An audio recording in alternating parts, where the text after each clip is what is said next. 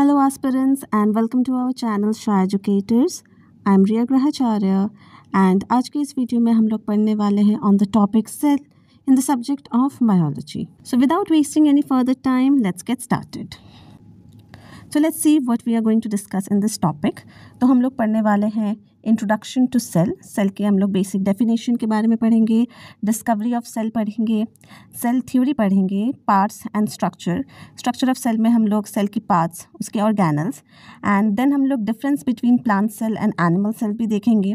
फिर हम लोग टाइप्स ऑफ सेल पढ़ेंगे, difference between prokaryotic and eukaryotic cells, cell division, and then we will see some important points for exam and PYQs along with some sample questions. हम लोग कुछ sample questions भी देखेंगे at the end. So let's begin. Introduction to cell. तो हम लोग cell word सुन के क्या समझते हैं? सो इसकी एक बहुत बेसिक डेफिनेशन है, that is basic structural and functional unit of life. Okay, you might have heard this sentence before as well while studying. अगर आपने सेल के बारे में कभी पढ़ा होगा तो. सो ये इसका मतलब क्या है? This is the building block of life and basic structural and functional unit of life. इसका ना हम लोग एक बेसिक एग्जाम्पल से हम लोग इसकी मीनिंग समझते हैं. ओके, सो आई होप आप सभी ने किसी बिल्डिंग को बनते हुए देखा ही होगा. सो एक बिल्डिंग की बेसिक फाउंडेशन किससे बनती है? ब्रिक्स से. ठीक है, ब्रिक्स क्या करती है? उसके स्ट्रक्चर को बनाती है जिसके ऊपर हम लोग फिर बिल्डिंग की बाकी चीज़ें करके पूरा प्रॉपर बिल्डिंग बनता है. तो ये ब्रिक्स क्या कर रही है? ब्रिक्स उसके स्ट्रक्चर को बना रही है. सिमिलरली कोई भी एक बॉडी, कोई भी एक ऑर्गेनिज्म की बॉडी किससे बन रही होती है? वो बेसिक उसका स्ट्रक्चर कौन बनाता है? सेल. ठीक है, ऐसे हमारे जो सेल्स होते हैं बॉडी के, सेल्स हमारे ज्वाइन कर करके एक कंप्लीट बॉडी को फॉर्म करती है.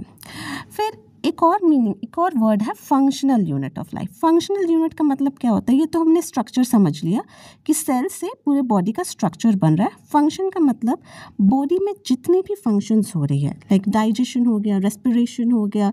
ठीक है, तो सारे फंक्शंस जो होता है ना, वो बेसिकली स्टार्ट कहाँ से होता है? सेल से. सेल में ही सारी चीज़ें यूटिलाइज होती है. रेस्पिरेशन में भी जितनी भी एनर्जी बनती है वो बेसिक लेवल कहाँ पे बन रही होती है? सेल में बन रही होती है. ठीक है, तो जितने भी लिविंग ऑर्गेनिजम्स है, all living organisms are made up of cells. ठीक है, कुछ सेल्स जो होती है ना, कुछ ऑर्गेनिजम्स जो होती है उसमें या तो वो एक सेल से बनी होंगी. ठीक है, उनकी पूरी बॉडी ही एक ही सेल से होती है, जिनको हम लोग यूनिसेलुलर ऑर्गेनिजम्स बोलते हैं. एग्जाम्पल क्या क्या है? एमीबा हो गया, पैरामीशियम हो गया, यूग्लिना हो गया. ठीक है, ये एमीबा, पैरामीशियम, यूग्लिना ये सारी आती है आपकी यूनिसेलुलर ऑर्गेनिजम्स में. नेक्स्ट होती है मल्टीसेलुलर ऑर्गेनिजम्स. मल्टीसेलुलर ऑर्गेनिजम्स में क्या क्या आती है? We are the best examples of multicellular organisms. Human beings, plants, जितने भी आप एनिमल्स देख रहे हो, we are all multicellular organisms. And उसके बाद सेल, जो कि सेल के बारे में जब हम पढ़ रहे होते हैं तो उसको हम लोग क्या बोलते हैं? साइटोलॉजी. ठीक है, study of cell is known as cytology. तो हमने क्या देखा? Cell is the functional, structural and functional unit of life. Cells सारे ही लिविंग ऑर्गेनिजम्स में होती है एंड जो ऑर्गेनिजम्स या तो यूनिसेलुलर भी हो सकते हैं या फिर मल्टी सेलुलर भी हो सकते हैं. ठीक है, नेक्स्ट है हमारा डिस्कवरी ऑफ सेल. सेल को डिस्कवर किसने किया था? सेल को सबसे पहले डिस्कवर किया था रॉबर्ट हुक ने. सेल को सबसे पहले किसने डिस्कवर किया था? रॉबर्ट हुक ने, इन द ईयर 1665. ओके, तो इन्होंने कौन सा सेल डिस्कवर किया? इन्होंने फर्स्ट डिस्कवर जो सेल किया था ना, वो डेड सेल्स थे. इन्होंने लिविंग सेल डिस्कवरी नहीं की थी, इन्होंने डेड सेल्स की डिस्कवरी की थी. From where? From Kock. Kock क्या होता है ना? कॉक, अगर आपने कभी बॉटल्स देखे होंगे, ग्लास बॉटल्स, उनको बंद करने के लिए यूज़ किया जाता है. वो लकड़ी का बना होता है, वुडन का. ठीक है, वो कुछ ऐसे कोनिकल शेप में होगी या सिलेंड्रिकल शेप में होगी. ठीक है, तो ये कॉक सेल्स जो होती है ना, इसके अंदर उन्होंने फर्स्ट ऐसी रूम लाइक कंपार्टमेंट जैसे स्ट्रक्चर उन्होंने देखी थी. फिर उन्होंने उसका नाम सेल रखा. सेल क्यों रखा? क्योंकि ये छोटे छोटे रूम्स जैसे दिख रही थी. जैसे कि यहाँ पे हनीकॉम्ब आपने देखा होगा, मधुमक्खी का छत्ता. इसके आपको स्ट्रक्चर्स कैसे दिख रहे हैं? छोटे छोटे रूम्स जैसे. तो इसी की वजह से इन्होंने सेल्स का नाम जो है सेल रखा, क्योंकि लैटिन में सेल्यूला, सेल्यूला का मतलब होता है स्मॉल रूम्स। लैटिन में देखिए सेल्यूला का मतलब होता है स्मॉल रूम्स, जिसके वजह से उन्होंने सेल्स का नाम सेल्स रख दिया। ठीक है, सेल्स में और सिग्निफिकेंट क्या क्या डिस्कवरीज थी? एक था एंटन वैन ल्यूवेनहॉक ने लिविंग सेल को फर्स्ट डिस्कवर किया। रॉबर्ट हुक ने क्या किया? डेड सेल्स को डिस्कवर किया from the bark of tree, मतलब कॉक सेल्स में फर्स्ट डेड सेल्स डिस्कवर किए। उसके बाद 1674 में एंटन वैन ल्यूवेनहुक ने हमारे लिविंग सेल्स को डिस्कवर किया। कहाँ पे डिस्कवर किया? पॉन्ड वाटर से। कहाँ से डिस्कवर किया? पॉन्ड वाटर में। उसके बाद रॉबर्ट ब्राउन ने 1831 में डिस्कवर किया न्यूक्लियस। न्यूक्लियस क्या होता है? हमारे सेल के जो सेंट्रल पार्ट में होता है, हम लोग आगे पढ़ेंगे, वो सेल का ब्रेन होता है। वहाँ पे उन्होंने ये सेल का ब्रेन मतलब न्यूक्लियस को उन्होंने फर्स्ट डिस्कवर किया, रॉबर्ट ब्राउन ने।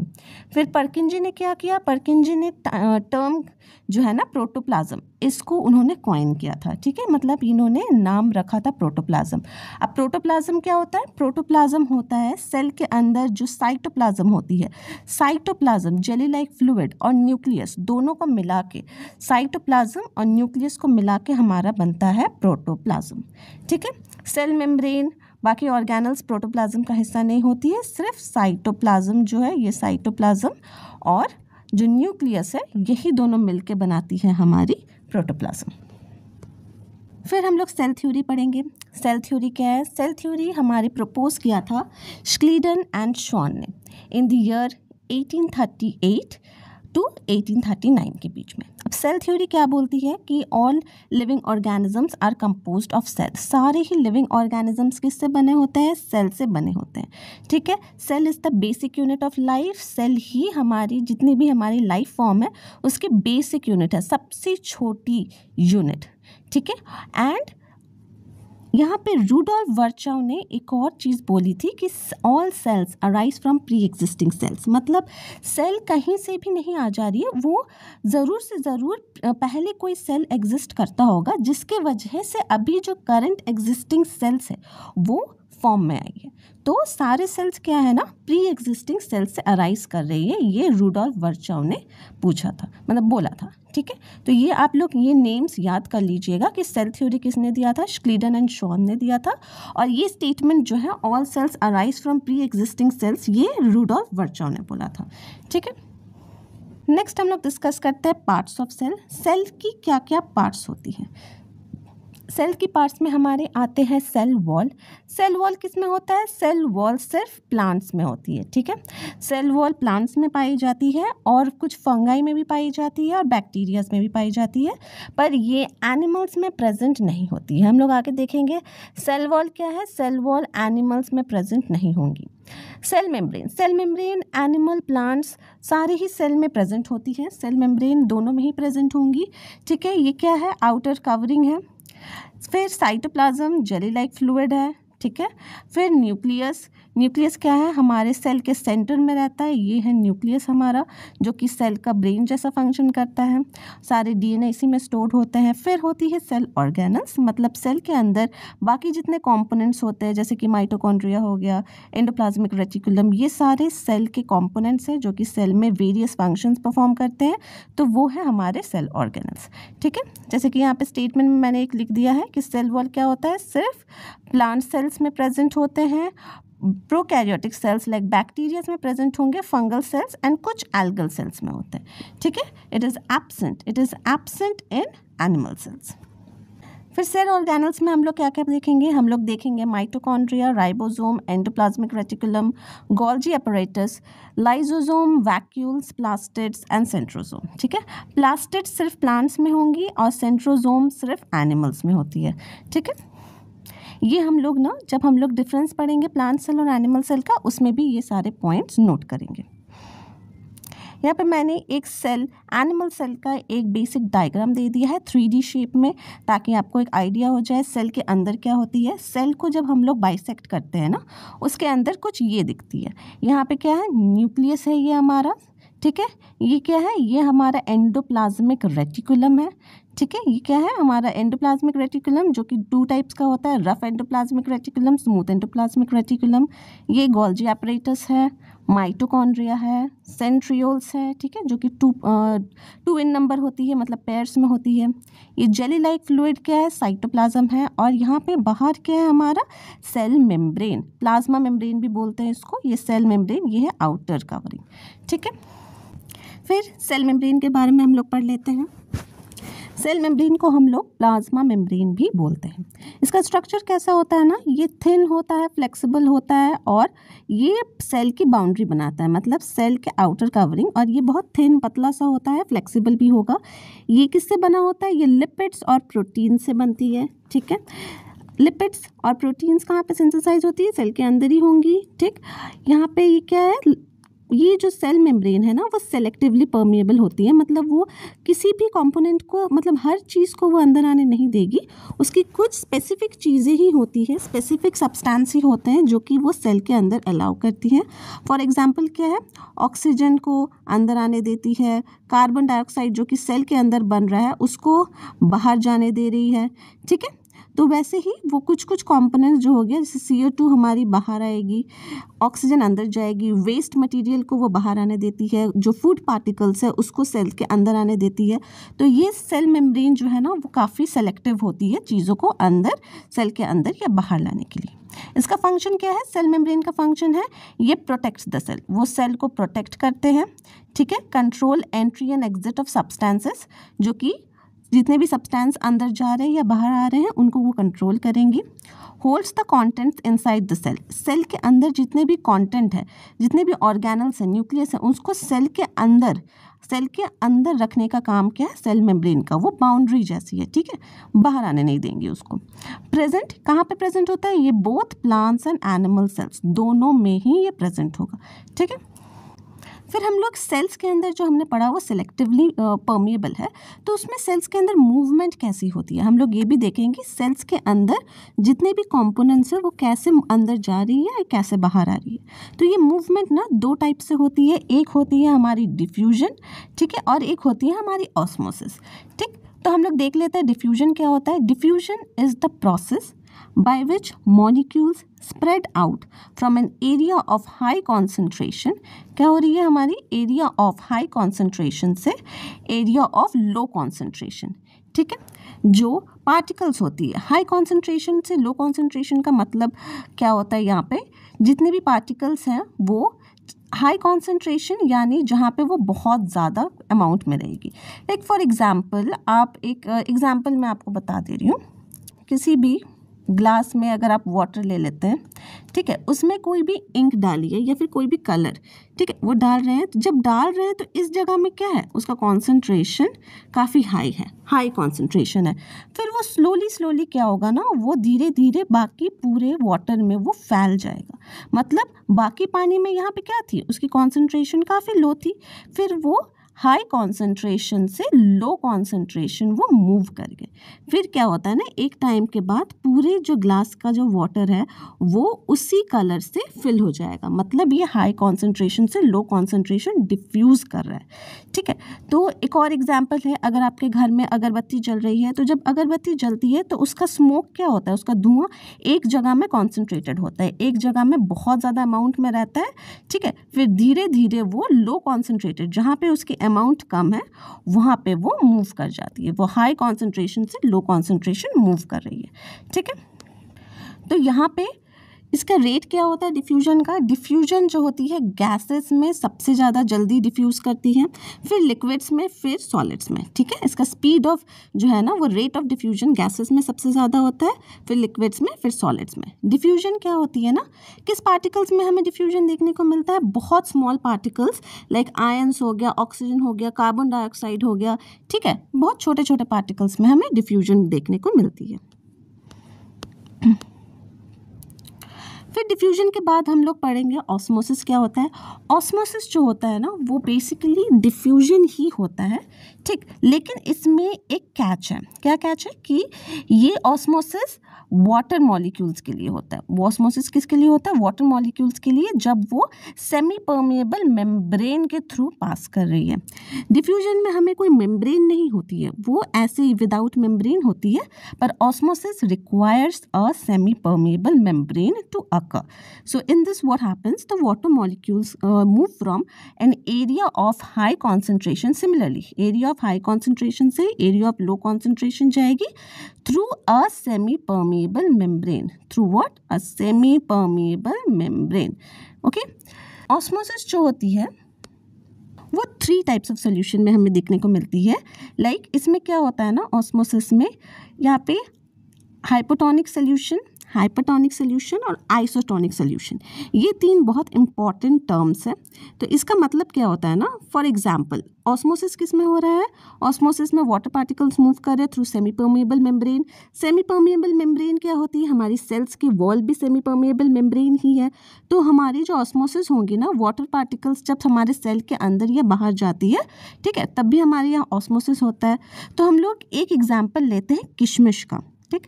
किशमिश को हम लोग एज्यूम करते हैं एक सेल जैसा। तो आपने किशमिश को देखा होगा ना, जब वाटर में डालते हैं वो क्या होती है? वो स्वेल अप हो जाती है। किशमिश क्या हो जाती है? वो स्वेल अप हो जाती है। तो ऐसा क्यों होता है? ऐसा क्यों हो रहा है? क्योंकि किशमिश के अंदर है ना, किशमिश जब हम लोग इसको वाटर के अंदर डाल रहे हैं तब किशमिश देखिए श्रिंक्ड होता है। तब क्या होता है ना, किशमिश के अंदर होती है low concentration of water. Water का कॉन्सेंट्रेशन तब किशमिश के अंदर लो होगा और बाहर क्या होगा? बाहर होगा हाई कॉन्सेंट्रेशन। तो क्या होता है ना, फिर वाटर पार्टिकल्स किशमिश के अंदर मूव करती है और उसको फुला देती है। तो क्या होती है? दी पार्टिकल्स, द सेल्स या फिर किशमिश, इट स्वेल्स अप। तो इस टाइप का सोल्यूशन को हम लोग क्या बोलेंगे? इस टाइप के सोल्यूशन को हम लोग बोलते हैं हाइपोटोनिक सोल्यूशन। इसका मतलब यहाँ पे जो सॉल्वेंट है, यहाँ पे क्या है? सॉल्वेंट। सॉल्वेंट मतलब जहाँ पे हम लोग घोल रहे हैं, ये सॉल्वेंट में क्या है? वाटर का जो पार्टिकल है वो ज़्यादा है। मतलब यहाँ पे बाहर क्या था? बाहर हमारा वाटर ज़्यादा था, ठीक है, और फिर अंदर में क्या है? सॉल्यूट के अंदर, मतलब सेल के अंदर वाटर का कंपोनेंट, वाटर का जो अमाउंट है वो बहुत कम था, जिसके वजह से हाई कॉन्सेंट्रेशन से लो कॉन्सेंट्रेशन वाटर मूव कर गई, ठीक, through what? A semi permeable membrane. तो ये है ऑस्मोसिस का एक एग्जाम्पल, ठीक। एक एग्जाम्पल मतलब एक सिचुएशन जहाँ पे हम लोग एनिमल सेल या प्लांट सेल को किसी शुगर या सॉल्ट सोल्यूशन में डालते हैं तो क्या हो सकता है। यहाँ पे फर्स्ट ये हो सकता था कि वो स्वेल हो जाएंगी। सेकंड क्या होगा? सेकंड ये हो सकता है वो श्रिंक कर जाए। श्रिंक कब करेगी? श्रिंक तब करेगी जब सेल के अंदर का वाटर ज़्यादा होगा, ठीक है। फॉर एग्जाम्पल एक हम लोग सोल्यूशन लेते हैं, ठीक है, कोई भी सोल्यूशन। यहाँ ना बाहर वाटर का जो है कॉन्सेंट्रेशन कम है, यहाँ पे बाहर वाटर का कॉन्सेंट्रेशन कम है, सेल के अंदर मान लीजिए वाटर का कॉन्सेंट्रेशन हाई है, ठीक है, बहुत ज़्यादा है। तब क्या होगी? वाटर जो होगी वो सेल के बाहर मूव कर जाएंगी, ठीक है, और फिर सेल क्या हो जाता है? सेल हो जाएगा श्रिंक, क्योंकि सेल का वाटर तो बाहर आ गया, ठीक है। तो ये हाइपरटोनिक सोल्यूशन में क्या होता है? सेल श्रिंक करता है। क्यों? क्योंकि हाइपरटोनिक में सॉल्वेंट में क्या होता है? वाटर का कॉन्सेंट्रेशन कम होता है और सॉल्यूट के अंदर मतलब सेल के अंदर वाटर का कॉन्सेंट्रेशन काफ़ी ज़्यादा होता है, जिसके वजह से सेल के बाहर जो है ना वाटर पार्टिकल्स जो है वाटर मूव आउट कर जाती है, ठीक है। अब नेक्स्ट हम लोग देखते हैं आइसोटोनिक सोल्यूशन में क्या होता है। आइसोटोनिक सोल्यूशन किसको बोलते हैं? आइसोटोनिक सोल्यूशन होता है हमारा जब जो सॉल्वेंट है, सॉल्वेंट के में जितना वाटर कॉन्सेंट्रेशन है और सेल के अंदर जितना वाटर कॉन्सेंट्रेशन है वो दोनों ही सेम लेवल को होगा। सॉल्वेंट का वाटर कॉन्सेंट्रेशन और सेल का वाटर कॉन्सेंट्रेशन दोनों ही सेम लेवल पे होगा। तब क्या होगा ना, हमारे जो सेल में ना कोई भी चेंज नहीं आएगी, क्योंकि जो वाटर का मूवमेंट होता है ना वो जितना भी थोड़ा बहुत होता है, ज़्यादा मूवमेंट नहीं होगा इसमें, क्योंकि दोनों में तो वाटर का लेवल जो है वो सेम है, क्यों ही मूव करेगी वाटर पार्टिकल्स। तब क्या होता है ना, cell neither shrink nor swell up. Cell कुछ भी श्रिंक भी नहीं करती और स्वेल भी नहीं करती, उसकी जो साइज है the cell will stay in the same size, ठीक है। That's what happens in isotonic solution. So we have studied the 3 examples. यहाँ पे मैंने आपको एक डायग्राम के थ्रू समझाया है कि पहले हम लोग एग्जाम्पल क्या पढ़ा था, हाइपोटोनिक का हमने फर्स्ट एग्जाम्पल देखा था, जिसमें क्या होता है, हाइपोटोनिक में सेल स्वेलअप करती है। स्वेलअप क्यों करती है? क्योंकि बाहर जब वाटर का कॉन्सेंट्रेशन हाई होता है तो वो सेल के अंदर मूव करके सेल को क्या कर देती है, सेल को स्वेल कर देती है। सेल क्या हो जाता है, स्वेल हो जाता है हमारा, ठीक है। यहाँ पे फिर हाइपरटोनिक होता है। हाइपरटोनिक में बाहर जो होता है वाटर का कॉन्सेंट्रेशन जब कम होता है तब सेल के बाहर वाटर आ जाती है और सेल श्रिंक कर जाता है। इसका एक एग्जाम्पल आपने देखा होगा, अगर आप ज़्यादा टाइम किसी भी सोप सोल्यूशन या फिर डिटर्जेंट सोल्यूशन में हाथ को भिगो के रखोगे ना, you will find that your skin, like hand की जो स्किन है वो श्रिंक कर रही है। ऐसा क्यों होता है ना, क्योंकि सोप सोल्यूशन में उस टाइम वाटर का कॉन्सेंट्रेशन काफ़ी कम होता है। आपके जो हैंड है उनमें जो सेल्स है वहाँ पे जो वाटर का कॉन्सेंट्रेशन तब ज़्यादा होता है। तो क्या होता है ना, वाटर जो है वो मूव आउट कर जाती है आपकी स्किन से, तो आपका स्किन ऐसा लगता है ना कि ओ श्रिंक कर गया, ठीक है। तो it is also one of the examples जो आपने रियल लाइफ में देखा होगा। थर्ड, आइसोटोनिक, क्योंकि वाटर बाहर का जो वाटर लेवल है और अंदर का जो वाटर कॉन्सेंट्रेशन है दोनों सेम है, तो क्या होती है, वाटर सेम लेवल में मूव इन और मूव आउट कर रही होती है और बहुत कम रेट में कर रही होती है। एक और चीज़ आप लोग नोट कीजिएगा, प्लीज़ इसको नोट कर लीजिएगा कि डिफ्यूजन और ऑस्मोसिस में कोई भी एनर्जी रिक्वायर्ड नहीं होती है। डिफ्यूजन और ऑस्मोसिस दोनों में एनर्जी की कोई रिक्वायरमेंट नहीं होती है, वो विदाउट एनर्जी ही फंक्शन करता है। नेक्स्ट हम लोग पढ़ेंगे सेल वॉल के बारे में। सेल मेम्ब्रेन हमने डिस्कस कर लिया। अब सेल वॉल कहाँ पे होती है, सिर्फ प्लांट्स में पाई जाती है और सर्टेन फंगाई और बैक्टीरिया में भी ये पाए जाते हैं। सेल वॉल क्या होता है, सेल वॉल एक रिजिड आउटर कवरिंग है, ये काफ़ी रिजिड है। सेल मेम्ब्रेन में हमने क्या पढ़ा था, वो थिन और फ्लेक्सिबल है, लेकिन सेल वॉल काफ़ी रिजिड होता है। सेल वॉल क्या होता है, फ्रीली परमिएबल, वो किसी भी कंपोनेंट को अंदर या बाहर आने दे देता है, वो कोई भी ऑब्जेक्शन नहीं करते, ठीक है। यहाँ पे सेल वॉल क्या होता है ना, सेल्यूलोज से बना होता है प्लांट में, ठीक। इसका फंक्शन क्या है, इसका फंक्शन ये है कि ये प्लांट सेल्स को शेप प्रोवाइड करती है, स्ट्रेंथ प्रोवाइड करती है एंड प्रोटेक्शन प्रोवाइड करती है, ठीक है, ताकि प्लांट का जो सेल है वो सेल में कोई डैमेज ना है, वो एक प्रॉपर शेप में बनी रहे। वो चीज़ कौन इंश्योर करता है, वो इंश्योर करता है हमारा सेल वॉल, ठीक। ये एनिमल सेल में एब्सेंट होता है, ठीक है। यहाँ पे difference between cell wall and cell membrane हम लोग देख लेते हैं। सेल वॉल क्या होता है, cell wall is found in plant, fungi and bacterial cells में मिलता है। और सेल मेम्ब्रेन क्या होता है, सारे सेल्स में रहता है, ये एनिमल सेल्स में भी होता है, प्लांट सेल्स में भी होता है, ठीक है। सेल वॉल, अगर प्लांट सेल्स की बात की जाए ना, तो सेल वॉल अगर बाहर है उसके ठीक बाद सेल मेम्ब्रेन आ जाएगा, ठीक है। अब नेक्स्ट क्या है, यहाँ पे जो है सेल्यूलोज से बना होता है प्लांट का सेल वॉल, ठीक है। और फंगाई में किससे बनी होती है, काइटिन से बनी होती है, और बैक्टीरिया में पेप्टिडोग्लाइकन से बनी होती है, ठीक है। ये चीज़ें आप लोग नोट कर लीजिएगा। प्लांट्स में सेल्यूलोज से बना होता है, यहाँ पे फंगाई में काइटिन से बनी होती है, और बैक्टीरिया में पेप्टिडोग्लाइकन से बना होता है, ठीक। और यहाँ पे सेल मेम्ब्रेन किससे बना होता है, प्रोटीन्स और लिपिड से बनी होती है, ठीक है। सेल मेम्ब्रेन का जो है ना स्ट्रक्चर काफ़ी फ्लेक्सिबल है, यहाँ पे सेल मेम्ब्रेन हमारी काफ़ी फ्लेक्सिबल है और सेमी परमिएबल है, ठीक। जो सेल वॉल है वो काफ़ी रिजिड है, स्ट्रॉन्ग स्ट्रक्चर है, और वो परमिएबल मतलब वो सारी चीज़ें ही परमिट कर देती है अंदर आने के लिए, तो ये फ्रीली परमिएबल भी होती है, ठीक। फिर सेल वॉल में एक और चीज़ क्या है, ये प्रोवाइड करती है शेप और प्रोटेक्शन। और सेल मेम्ब्रेन क्या करती है ना, it controls the entry and exit of substances. हमारे सेल के अंदर कौन सी सब्सटेंस जाएगी, कौन सी बाहर आएगी, ये कंट्रोल करेंगे हमारे cell membrane. Last point, cell wall fully permeable है, सेल मेम्ब्रेन सेलेक्टिवली परमिएबल है, ठीक है। ये सारी चीज़ें आप लोग एक बार नोट कर लीजिएगा। Moving forward to the next topic, that is cytoplasm. So cytoplasm, what is cytoplasm? Cytoplasm is a jelly-like fluid inside the cell. It is what? A jelly-like fluid. A cell, when you look into a cell, you will find that the cell must be filled with something. ठीक है, तो ये किससे fill किया रहता है, ये होता है हमारा साइटोप्लाज्म से फिल्ड होता है, ठीक है। ये छोटे छोटे यहाँ पे क्या बोलते हैं, उसमें सारे ऑर्गेनल्स इसमें सस्पेंडेड होते हैं, ठीक है। ये किससे बना होता है? ये वाटर, सॉल्ट और ऑर्गेनिक मॉलिक्यूल से बना होता है। इसका फंक्शन क्या है? ये साइटोप्लाज्म के अंदर ही सेल के जितने केमिकल रिएक्शन है, what ever chemical reaction, B it respiration, B it anything, सारे केमिकल रिएक्शंस जो सेल के अंदर हो रहे हैं वो कहाँ पे हो रहे हैं? वो साइटोप्लाज्म में हो रही है, because all the organelles are suspended inside this cytoplasm. It holds all the organelles in place. सारे जितने भी organelles हैं, it is being suspended here. सारे जितने भी organelles हैं, it is being suspended here. It is being held in place inside the cytoplasm. Cytoplasm क्या होता है? सारे ही cells में present होता है. It is present in all cells. Next topic which we are going to discuss is nucleus. Nucleus is located at the central part of the cell. Cell के centre में होती है हमारी न्यूक्लियस. ठीक है, यहाँ पे ये भी साइटोप्लाज्म में ही प्रेजेंट होती है. साइटोप्लाज्म के अंदर ये सेंट्रली लोकेटेड होंगी. ठीक है, it is what it is a round organelle enclosed in the nuclear membrane. जो न्यूक्लियस होती है ना, न्यूक्लियस के बाहर एक कवरिंग होती है जिसको हम लोग न्यूक्लियर मेम्ब्रेन बोलते हैं.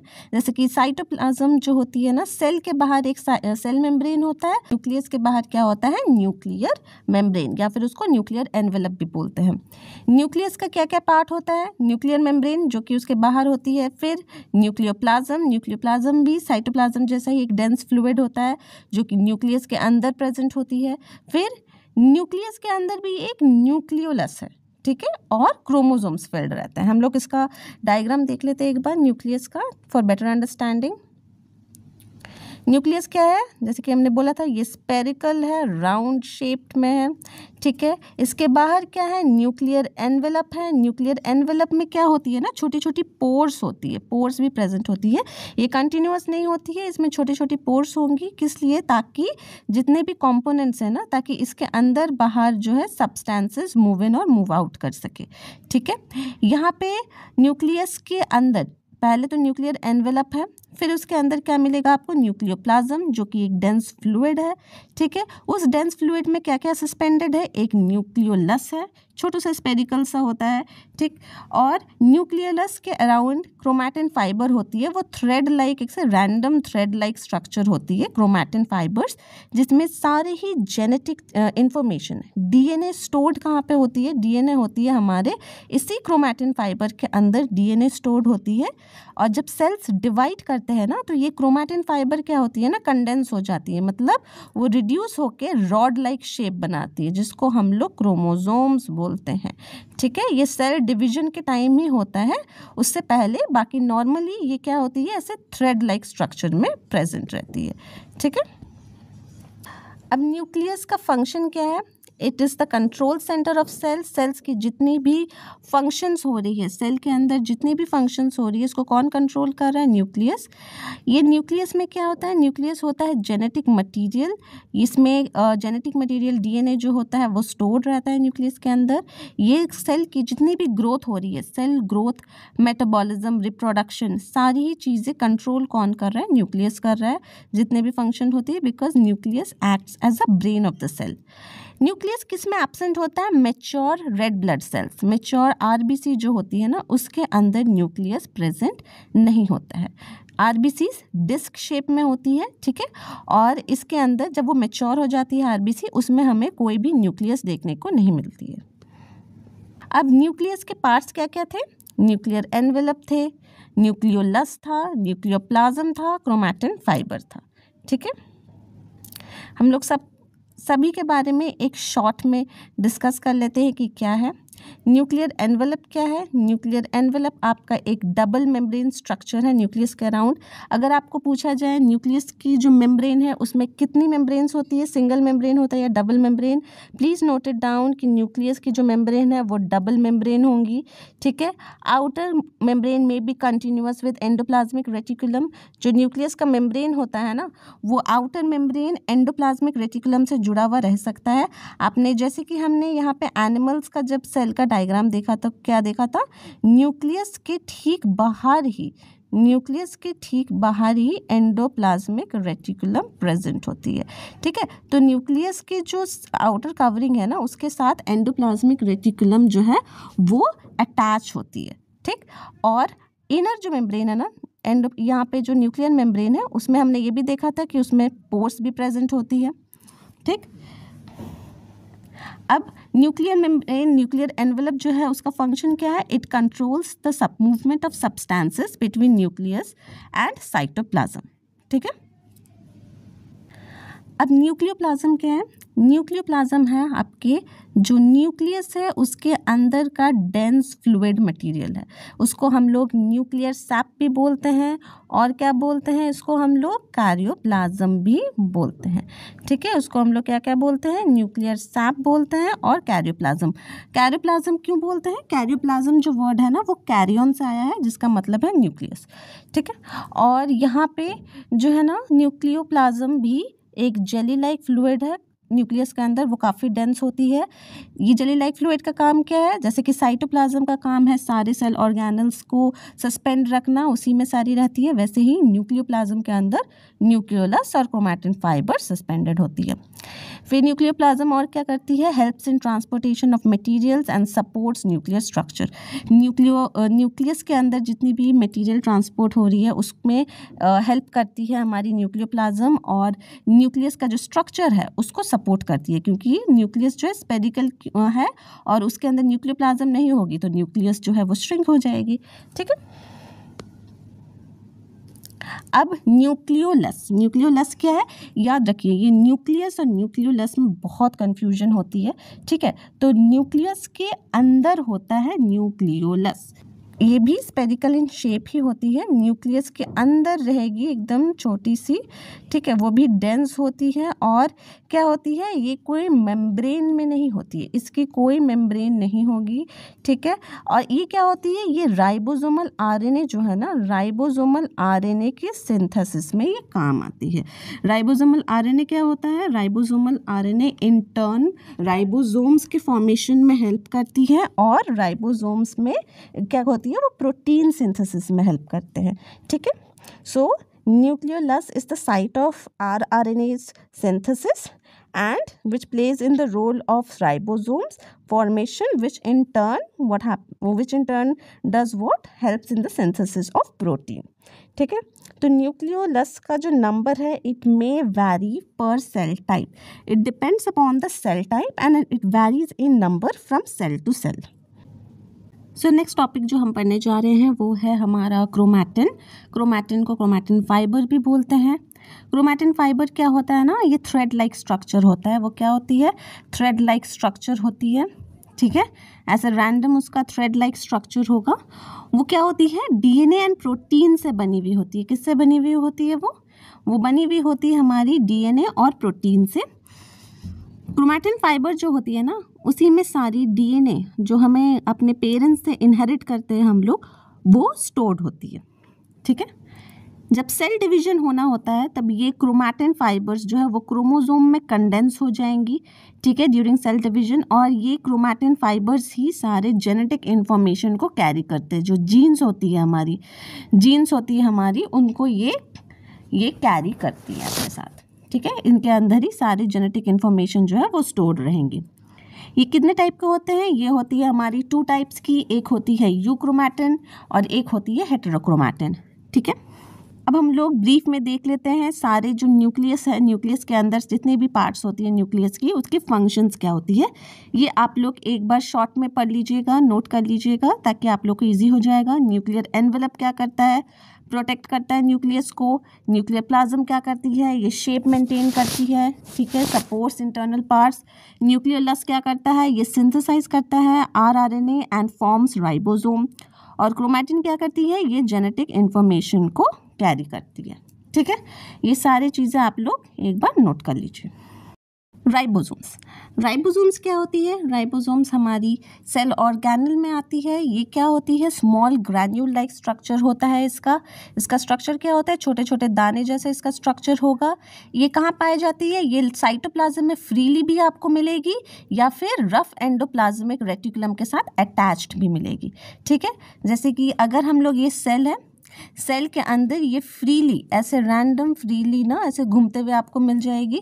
ठीक है, छोटे छोटे दाने जैसी, या फिर रफ एंडोप्लाज्मिक जो रफ एंडोप्लाज्मिक रेटिकुलम है उसके सरफेस में आपको अटैच्ड हुई मिलती है। इसका फंक्शन क्या है? इसका फंक्शन है प्रोटीन सिंथेसिस करना। एंड ये कहाँ प्रेजेंट होती है? ये सारे सेल्स में प्रेजेंट होती है, प्रोकैरियोटिक हो या यूकैरियोटिक हो। ठीक है, ये नोट कर लीजिएगा, राइबोसोम्स प्रोकैरियोटिक सेल्स में भी होती है, यूकैरियोटिक सेल्स में भी होती है। नेक्स्ट टॉपिक जो है वो है हमारा एंडोप्लाज्मिक रेटिकुलम। ठीक, एंडोप्लाज्मिक रेटिकुलम कितने टाइप के होते हैं? ये हमारे 2 टाइप्स के होते हैं, रफ एंडोप्लाज्मिक रेटिकुलम और स्मूथ एंडोप्लाज्मिक रेटिकुलम। ठीक है, रफ एंडोप्लाज्मिक रेटिकुलम में ही हमारा राइबोसोम होता है, जो प्रीवियस हमने देखा था टॉपिक। ठीक, राइबोसोम्स क्या करती है? यहाँ पे प्रोटीन सिंथेसिस में किसके काम आती है। ठीक है, तो रफ एंडोप्लाज्मिक रेटिकुलम तब क्या करेगा? वो प्रोटीन सिंथेसिस में काम आएगा। ठीक है, और ट्रांसपोर्ट प्रोटीन जो है ना, जो राइबोसोम्स प्रोटीन बना रही है उसको वो ट्रांसपोर्ट भी करेंगे। स्मूथ एंडोप्लाज्मिक रेटिकुलम में कोई भी राइबोसोम नहीं होता है, जिसके वजह से इसका जो टेक्सचर है ना वो स्मूथ दिखता है।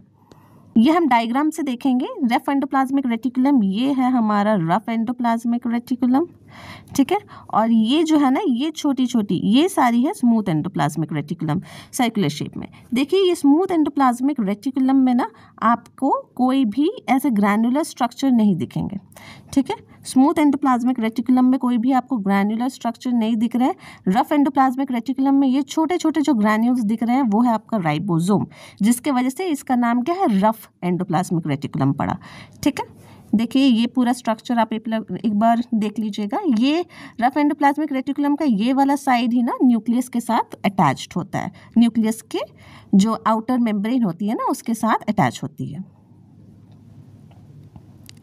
अब एंडोप्लाज्मिक रेटिकुलम किस में प्रेजेंट होता है? ये सिर्फ यूकैरियोटिक सेल्स में प्रेजेंट होती है। क्यों?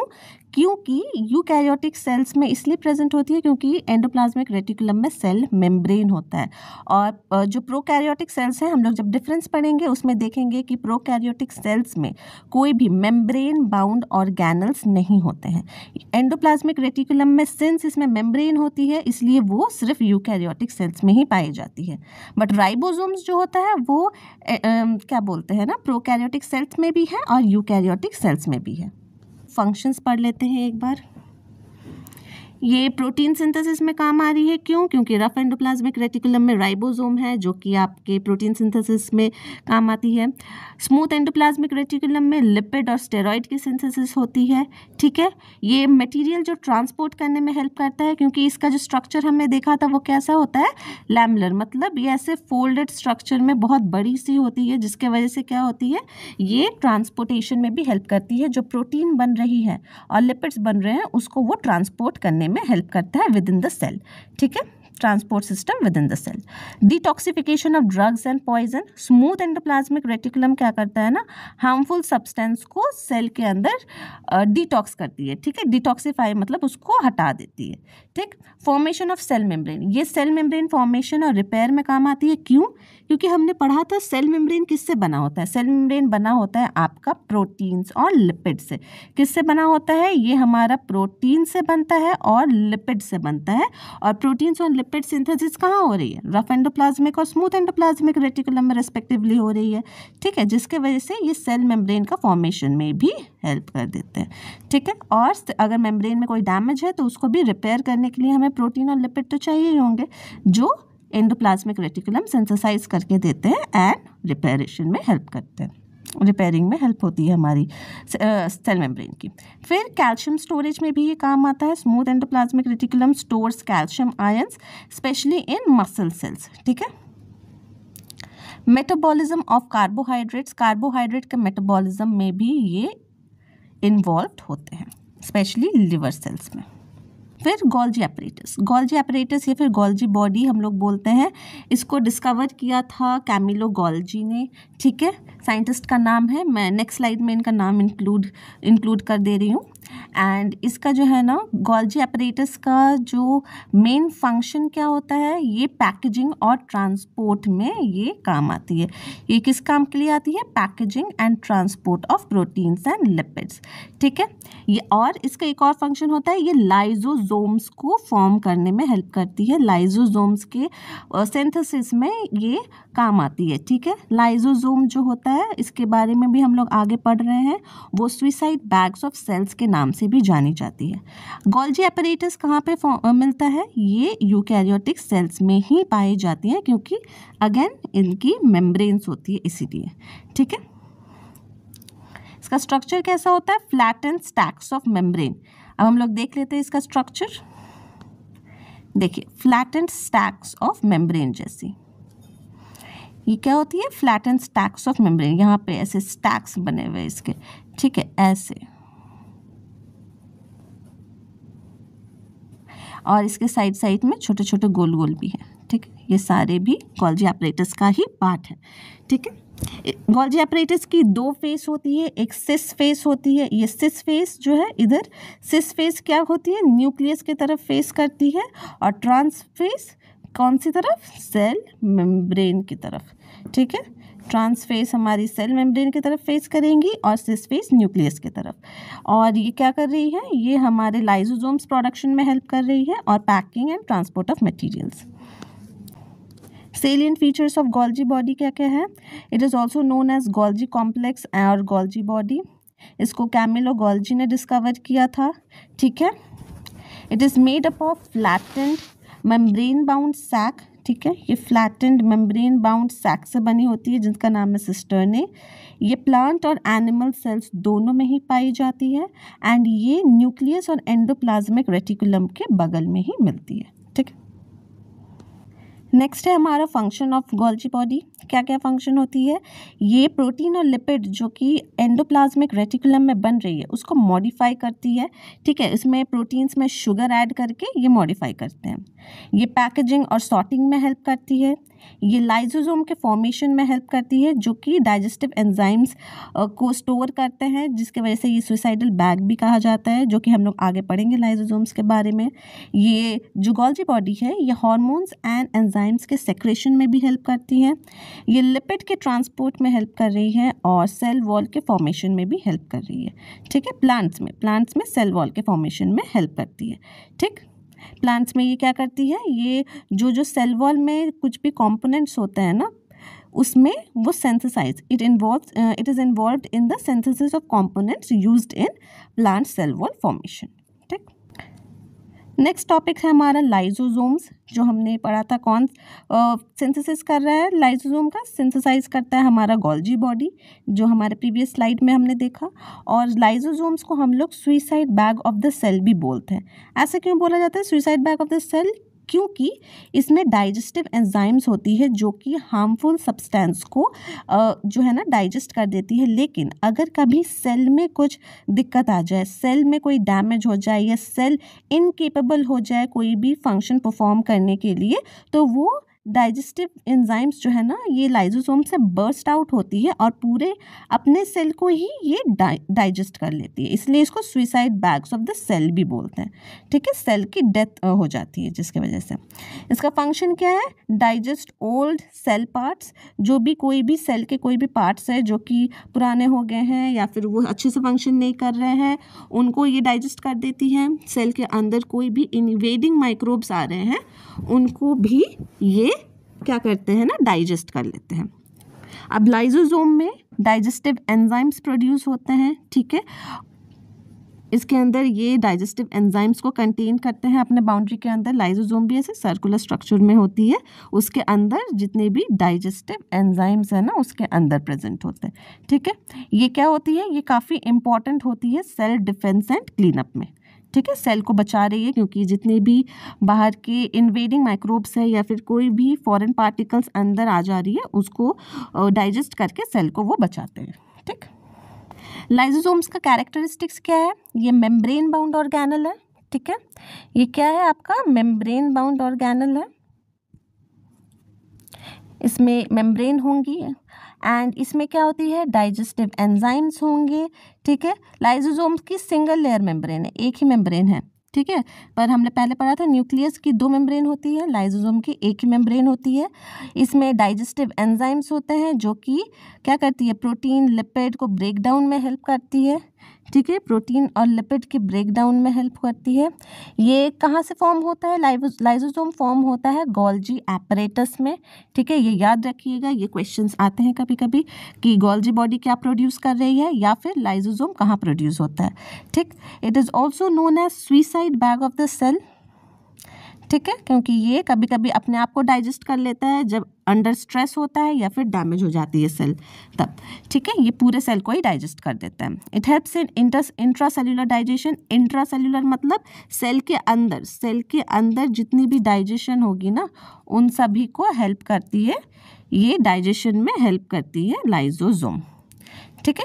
एंड क्या करती है, ये बोथ प्लांट एंड एनिमल में प्रेजेंट होती है, एंड पर ये एनिमल सेल में ज़्यादा प्रोमिनेंट होती है, एनिमल सेल में ये ज़्यादा मिलती है, प्लांट सेल में काफ़ी कम मिलती है। It maintains acidic internal pH. Internal जो पीएच होता है सेल का, उसको एसिडिक पीएच में मेंटेन करने में हेल्प करती है, बिकॉज कुछ एंजाइम्स होती है ना, वो एसिडिक कंडीशन में ज़्यादा अच्छे से क्या बोलते हैं ना, परफॉर्म कर पाती है। वैक्यूल्स क्या होता है, वैक्यूल्स भी एक fluid filled sac like structure होता है, ठीक है। सैक लाइक स्ट्रक्चर मतलब एक बैग जैसा स्ट्रक्चर है, ठीक है, fluid filled sac like structure. इसका काम क्या है, ये मेनली स्टोरेज का ही इसका काम होता है। वाटर, न्यूट्रिएंट्स या वेस्ट की जो डिस्पोजल होगी, वेस्ट को ये अपने अंदर स्टोर करेगा और सेल के बाहर जाके डिस्पोज कर देगा, उसके काम आती है। ये प्लांट सेल में बहुत लार्ज शेप में होता है, बहुत प्रोमिनेंट होता है और सिर्फ एक ही होती है। जैसे कि मान लीजिए ये प्लांट सेल है, इसमें ये सेंट्रली एक ना बड़ा सा लोकेटेड होगा, आप इजीली स्पॉट कर पाओगे वैक्यूल्स को प्लांट सेल के अंदर। और एनिमल सेल्स के अंदर ना ये मोस्टली या तो एब्सेंट होगी या फिर बहुत छोटी छोटी होगी, ठीक है, या तो एकदम छोटी छोटी होंगी या फिर वो एब्सेंट ही होंगी, प्रेजेंट ही नहीं होंगी एनिमल सेल्स के अंदर। यहाँ पे हम लोग पढ़ लेते हैं प्लांट्स और एनिमल सेल्स में डिफरेंस पढ़ लेते हैं वैक्यूल्स का, ठीक है। प्लांट सेल में क्या होता है, यूजुअली ये बहुत बड़ा सा होता है, लार्ज होता है, सेंट्रली लोकेटेड होता है, मतलब ये प्लांट सेल के अंदर ऐसे बड़ी सी दिखेगी आपको, और एनिमल सेल के अंदर स्मॉल होती है और मल्टीपल बहुत सारी होंगी, ठीक है। प्लांट सेल के अंदर ये बहुत ज़्यादा स्पेस ले रही है, अराउंड 90% स्पेस वो कंज्यूम कर लेती है। एनिमल सेल में वो काफ़ी लेस स्पेस या फिर काफ़ी लेस वॉल्यूम को कंज्यूम कर रही है, क्योंकि वो बहुत छोटी होती है एनिमल सेल्स में। यहाँ पे प्लांट सेल्स में ये सेल सैप से भरा हुआ होता है, और एनिमल सेल्स में क्या होता है, वाटर, आयन या फिर वेस्ट प्रोडक्ट, जो कि क्योंकि ये वैक्यूल्स है वो वेस्ट डिस्पोजल में भी काम आती है। प्लांट सेल में ये टर्जर प्रेशर भी मेंटेन करता है, मतलब सेल के अंदर से एक प्रेशर प्रोवाइड करता है, पर एनिमल सेल्स में सिंस ये बहुत छोटी होती है तो कोई प्रेशर तो प्रोवाइड कर नहीं पाएगी, इसलिए ये स्टोरेज और वेस्ट डिस्पोजल में ही काम आती है। एंड नेक्स्ट क्या है, ये जो वैक्यूल्स है ना, ये प्लांट में स्ट्रक्चरल सपोर्ट भी प्रोवाइड करती है, बट एनिमल सेल्स में ये कोई स्ट्रक्चरल सपोर्ट प्रोवाइड नहीं करती है। प्लास्टिड्स क्या होता है, ये भी एक सेल ऑर्गेनल है जो कि सिर्फ प्लांट्स में ही प्रेजेंट होता है, ये एनिमल्स में नहीं पाए जाते हैं, ये याद रखिएगा, ठीक है। और प्लास्टिड्स जो होती है वो कितने टाइप की होती है, वो 3 टाइप्स की होती है, क्लोरोप्लास्ट, क्रोमोप्लास्ट एंड ल्यूकोप्लास्ट। तीनों के क्या क्या कैरेक्टर्स होते हैं, क्लोरोप्लास्ट जो है वो ग्रीन इन कलर होता है and helps in photosynthesis.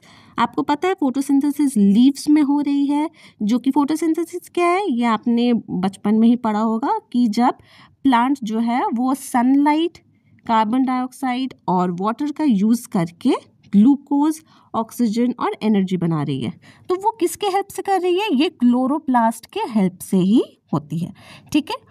Chromoplast क्या होता है, ये कलर्ड पिगमेंट्स होती हैं, कलर्ड पिगमेंट्स, और ये कलर किसको प्रोवाइड करती है, फ्रूट्स, वेजिटेबल्स, फ्लावर्स को, ठीक।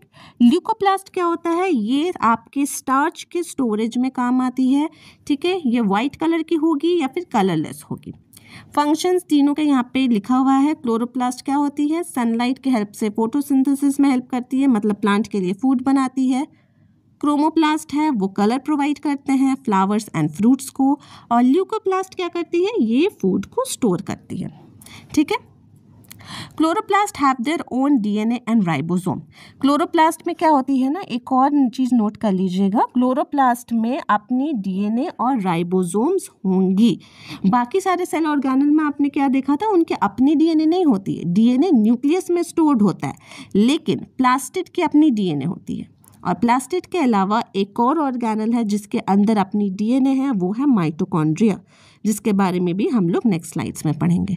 ठीक है, तो प्लास्टिड, इसी की वजह से ना क्लोरोप्लास्ट को और माइटोकॉन्ड्रिया को एक और चीज़ बोला जाता है, वो है सेल विद इन सेल। ये क्वेश्चन भी आता है कि सेल विद इन सेल किसको बोलते हैं, तो हम लोग क्या बोलेंगे, माइटोकॉन्ड्रिया या फिर प्लास्टिड, क्योंकि इनकी अपनी डीएनए होती है। ठीक है, सारे ऑर्गेनल्स की अपनी डीएनए नहीं होंगी। अब प्लास्टिड्स का हम लोग डायग्राम देख लेते हैं। प्लास्टिड्स कैसी दिखती है, ऐसी दिखती है, मतलब सर्कुलर ओवल शेप जैसी होती है, लेकिन अगर उसको हम लोग बाइसेक्ट करते हैं तो उसके अंदर देखिए ये कॉइन, स्टैक ऑफ कॉइन जैसी, जैसे कॉइन्स अगर आप रख दोगे ना, सिक्का एक स्टैक में रख दोगे, वैसी स्ट्रक्चर इसको आपको अंदर से दिखेंगी। ठीक है, इसके अंदर क्या क्या है, इसके अंदर आपका क्लोरोप्लास्ट का डीएनए दिख रहा है, और क्या क्या प्रेजेंट है, ये सारी स्ट्रक्चर है, इनर मेम्ब्रेन है, आउटर मेम्ब्रेन है। ठीक है, राइबोसोम्स भी प्रेजेंट है। ठीक, डायग्राम बस रेफरेंस के लिए है, क्योंकि आपके एग्जाम्स में आपको डायग्राम से तो क्वेश्चन आते नहीं हैं, डायग्राम्स आपको बनाने भी नहीं बोलेंगे वो लोग। माइटोकॉन्ड्रिया को हम लोग क्या बोलते हैं, power house of the cell. ये एक काफ़ी फेमस लाइन भी है। ठीक है, power house of the cell आपने सुना ही होगा। इसको power house of the cell क्यों बोला जाता है, क्योंकि ये एनर्जी प्रोड्यूस करती है। सेल को परफॉर्म करने के लिए, किसी भी ऑर्गेनिज्म को कोई भी काम करने के लिए या फिर कुछ भी करने के लिए क्या होती है, एनर्जी की रिक्वायरमेंट होती है। ठीक है, वो एनर्जी कहाँ से आएगा, वो एनर्जी हमें कौन प्रोड्यूस करके देता है, ये माइटोकॉन्ड्रिया हेल्प करता है एनर्जी प्रोडक्शन में in the form of ATP. ATP क्या है, एडेनोसिन ट्राइफॉस्फेट, जो कि हमारा एनर्जी करेंसी है। लाइक जैसे हमारे पैसे का करेंसी क्या है इंडिया में, रुपीस, उसी तरह से एनर्जी करेंसी, एनर्जी को इससे हम लोग मेजर करते हैं बॉडी के अंदर थ्रू एटीपी।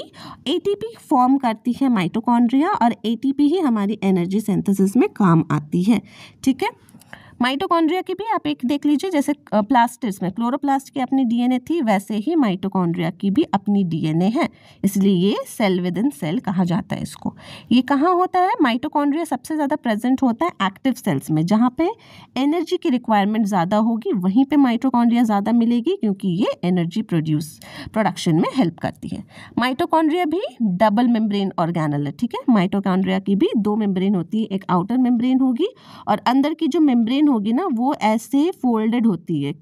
ठीक है, वो ऐसी फोल्डेड शेप में होगी, हम लोग आगे इसका डायग्राम देखेंगे। ठीक है, माइटोकॉन्ड्रिया जैसे लंबी सॉसेज जैसी शेप्ड होती है उसकी। ठीक है, ऐसी लंबी सी होगी माइटोकॉन्ड्रिया। डायग्राम देख लीजिए, माइटोकॉन्ड्रिया का लंबी सी होती है, उसके अंदर बाहर का एक आउटर मेम्ब्रेन होगा, अंदर की एक इनर मेम्ब्रेन है। इनर मेम्ब्रेन क्या है, फोल्डेड स्ट्रक्चर से आपको दिख रहा है। इसकी अपनी डीएनए भी प्रेजेंट है, राइबोसोम भी इसकी अपनी प्रेजेंट है। ठीक है, और ये फोल्डेड स्ट्रक्चर है ना, इसको हम लोग क्या बोलते हैं, क्रिस्टे। अगर कभी पूछा जाए जो माइटोकॉन्ड्रिया की इनर मेम्ब्रेन है, फोल्डेड स्ट्रक्चर, उसको क्या बोला जाता है, तो उसको बोलते हैं हम लोग क्रिस्टे। ठीक है, माइटोकॉन्ड्रिया की कुछ सेलिएंट फीचर्स क्या है, ये डबल मेम्ब्रेन स्ट्रक्चर है, दो मेम्ब्रेन होंगी, आउटर मेम्ब्रेन स्मूथ होती है, इनर मेम्ब्रेन फोल्डेड है क्रिस्टे के फॉर्म पे। ठीक है, ये बोथ प्लांट में और एनिमल सेल्स दोनों में प्रेजेंट होता है, और सबसे ज़्यादा बहुत ज़्यादा नंबर्स इसकी कहाँ होती है, जहाँ पे जिस सेल में इसकी एनर्जी डिमांड हाई होगी, जिस भी सेल में एनर्जी डिमांड हाई होती है वहाँ पे ये बहुत ज़्यादा नंबर्स में मिलेगा। इसको हम लोग power house of the cell भी बोलते हैं। तो अगर क्वेश्चन में आए which cell organelle is known as the power house of the cell, बिना सोचे माइटोकॉन्ड्रिया पे टिक कर देना है। ठीक है, और ये क्या करती है, कौन सी ऑर्गेनल्स एनर्जी प्रोड्यूस कर रही है, सेम माइटोकॉन्ड्रिया। ये एनर्जी किस फॉर्म में रिलीज करती है, एडेनोसिन ट्राइफॉस्फेट के फॉर्म में, एडेनोसिन ट्राइफॉस्फेट एटीपी। ठीक है, तो एनर्जी करेंसी क्या है बॉडी की, एटीपी। इसकी अपनी डीएनए होती है, माइटोकॉन्ड्रिया के अपनी डीएनए और राइबोसोम दोनों होती है, इसलिए इसको सेमी ऑटोनोमस बोलते हैं। सेमी ऑटोनोमस मतलब ये आधा फंक्शन खुद का खुद कर सकती है, मतलब ऑलमोस्ट अपने आप पे डिपेंडेंट है क्योंकि इसकी अपनी डीएनए है, लेकिन कंप्लीटली नहीं, क्योंकि इसको भी एनर्जी चाहिए, इसको भी क्या बोलते हैं ना कंपोनेंट्स चाहिए जो कि ये खुद से नहीं ला सकती है, इसके लिए इसको सेल पे डिपेंडेंट होना होता है। तो इसलिए ये सेमी ऑटोनोमस है, ठीक है, मतलब हाफ अपने आप पे डिपेंडेंट है। ये खुद के रेप्लिकेशन में भी ये काम आती है, सेल्फ रेप्लिकेट कर सकती है, इसलिए भी इसको सेमी ऑटोनोमस बोल सकते हैं, क्योंकि ये अपना रेप्लिकेशन खुद कर सकती है without help of any other organelle, ठीक है। ये साइट ऑफ सेल्यूलर रेस्पिरेशन भी है, सेल का जो रेस्पिरेशन हो रहा है एनर्जी प्रोड्यूस करने के लिए वो भी माइटोकॉन्ड्रिया में हो रही है। सेल्यूलर रेस्पिरेशन माइटोकॉन्ड्रिया के अंदर होती है। Main location for aerobic respiration in cell, cell के अंदर अगर एरोबिक रेस्पिरेशन कहाँ होगी, माइटोकॉन्ड्रिया में होगी, ठीक है, क्योंकि रेस्पिरेशन से ही हमारी एनर्जी रिलीज होती है। इंपॉर्टेंस ऑफ माइटोकॉन्ड्रिया, माइटोकॉन्ड्रिया की इंपॉर्टेंस क्या है, सेम एनर्जी प्रोड्यूस करती है, ठीक है, सेल के मेटाबॉलिज्म को रेगुलेट करती है, बहुत सारे एक्टिविटीज़ जो होती है सेल के अंदर उसको रेगुलेट करती है। ये सेल ग्रोथ और मेंटेनेंस में काम आती है, ठीक है। इन्वॉल्व्ड इन एपोप्टोसिस, एपोप्टोसिस क्या होता है ना, सेल की प्रोग्राम्ड सेल डेथ। जैसे कि हर एक लिविंग ऑर्गेनिज्म की एक फिक्स्ड लाइफ स्पैन होती है, उसके बाद उसकी डेथ हो जाती है, सेल की भी एक फिक्स्ड लाइफ स्पैन है, उसके बाद वो अपने आप मर जाते हैं, जिसमें हेल्प कौन करता है, mitochondria. It is involved in the programmed cell death of the cells, okay. It helps in maintenance of calcium and iron balance, calcium iron की बैलेंस में ये हेल्प करते हैं, ठीक है, लिवर सेल्स के अंदर। सेंट्रोजोम क्या होता है, सिर्फ एनिमल्स में ही प्रेजेंट होती है, ये प्लांट्स में नहीं होती है, ठीक है। सेंट्रोजोम इंक्लूड्स 2 सेंट्रियोल्स, आपने एनिमल सेल का डायग्राम में देखा होगा, इसमें 2 सेंट्रियोल है, आगे भी डायग्राम है वहाँ पे मैं आपको दिखा दूंगी। सेंट्रियोल्स क्या करती है, उसका फंक्शन होता है सेल डिवीजन में, जब सेल डिवाइड करते हैं, जब एक सेल डिवाइड कर रहा है ना तो 2 सेंट्रियोल है, एक सेंट्रियोल इस पोल में पहुंच जाएंगी, एक सेंट्रियोल इस पोल में, मतलब 2 एंड्स में पहुंच जाएंगी, और फिर वो क्या बनाएंगी, हमारे स्पिंडल फाइबर्स बनाती है, ठीक है। स्पिंडल फाइबर्स दोनों ही बनाएंगे जिसमें क्रोमोसोम्स अटैच होकर वो डिवाइड करते हैं। तो ये हम लोग सेल डिवीजन के टॉपिक में पढ़ेंगे, ठीक है। अभी आप लोग बेसिकली समझ लीजिए सेंट्रोजोम क्या करती है, ये हेल्प्स इन सेल डिवीजन, ठीक। ये दोनों ही सेंट्रोजोम है, ये और ये दोनों ही आपकी सेंट्रोजोम्स है, and it helps in the formation of spindle fibre जो कि क्रोमोसोम्स को अपने आप में अटैच करके सेपरेट कर लेती है, और 2 यहाँ पे न्यूक्लियस बनते हैं सेल डिवीजन के टाइम पे, ठीक है। एंड ये कहाँ होती है, ये सिर्फ एनिमल्स में ही प्रेजेंट होती है और प्लांट सेल्स में मोस्टली एब्सेंट होती है, ये प्लांट सेल में प्रेजेंट नहीं होती है, सिर्फ एनिमल सेल्स में ही सेंट्रियोल्स प्रेजेंट होती है। अब हमने ऑर्गेनल्स डिस्कस कर लिया है, अब हम लोग प्लांट सेल्स और एनिमल सेल का एक बार डिफरेंस देख लेते हैं। जब हम लोग ऑर्गेनल्स पढ़ रहे थे तभी हमने बहुत सारे डिफरेंस देख लिए थे, अब उसको एक जगह मैंने इसको असेंबल कर दिया है ताकि आप लोग इसको अच्छे से देख लो, ठीक है। आप एक बार इसको अच्छे से एक बार नोट कर लीजिएगा क्या क्या डिफरेंस है। फर्स्ट डिफरेंस है सेल वॉल का। सेल वॉल किस में प्रेजेंट होगी, सेल वॉल ऑब्वियसली प्लांट में प्रेजेंट होगी, हमने देखा था, ठीक है, प्लांट में होती है, एंड एनिमल सेल्स में ये एब्सेंट होती है। शेप जो है ना, सेल प्लांट सेल का एक रेगुलर रेक्टेंगुलर शेप होता है, ठीक है, प्रॉपर शेप होगा, एक फिक्स शेप होता है, लेकिन एनिमल सेल्स में इरेगुलर होगी या राउंड होगी, ठीक है। क्लोरोप्लास्ट ऑब्वियसली प्लांट्स में प्रेजेंट होता है क्योंकि फोटोसिंथेसिस एनिमल्स में थोड़ी हो रहा है, फोटोसिंथेसिस प्लांट्स में हो रहा है, ठीक। तो फोटोसिंथेसिस के काम में क्लोरोप्लास्ट आ रही है तो ये प्लांट्स में प्रेजेंट होगी और एनिमल्स में एब्सेंट होगी, ठीक है। वैक्यूल्स हमने देखा था, प्लांट में क्या होती है, बहुत बड़ी सी लार्ज वैक्यूल्स होती है, सेंट्रली लोकेटेड होती है, ठीक है। तो ये क्या होगी, वैक्यूल्स कहाँ पे प्रेजेंट हो रही है, वैक्यूल्स प्लांट सेल में होती है और बहुत बड़ी होती है, एनिमल सेल में वो बहुत स्मॉल होगी एंड टेम्पररी होगी, ठीक है।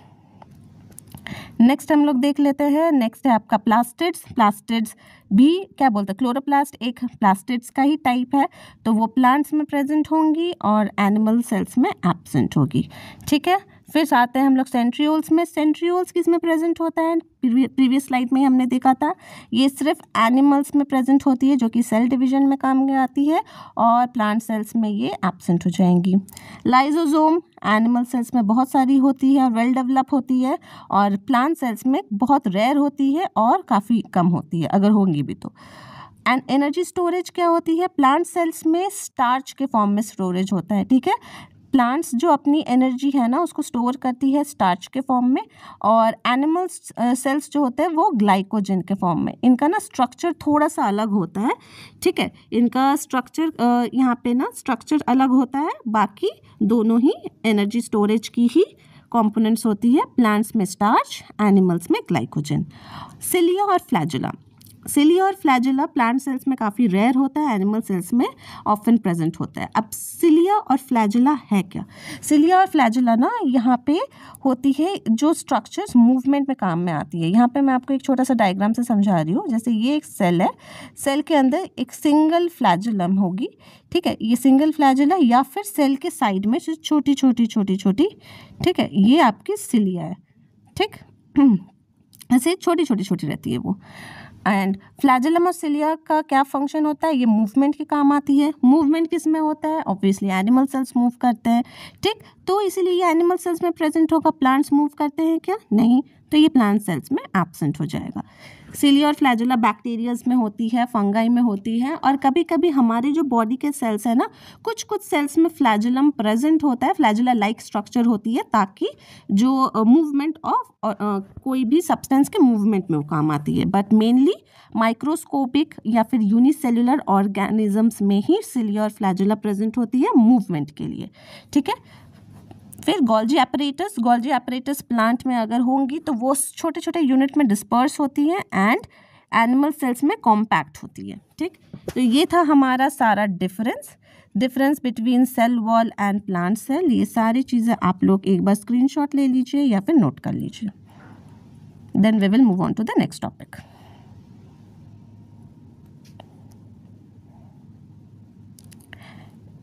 यहाँ पे मैंने एक आप प्लांट सेल और एनिमल सेल का एक डायग्राम के थ्रू भी डिफरेंस दिखा दिया है। देखिए, जैसे कि यहाँ पे आपको सेल वॉल दिख रहा है, एनिमल सेल में आपको कोई सेल वॉल नहीं दिखेगा।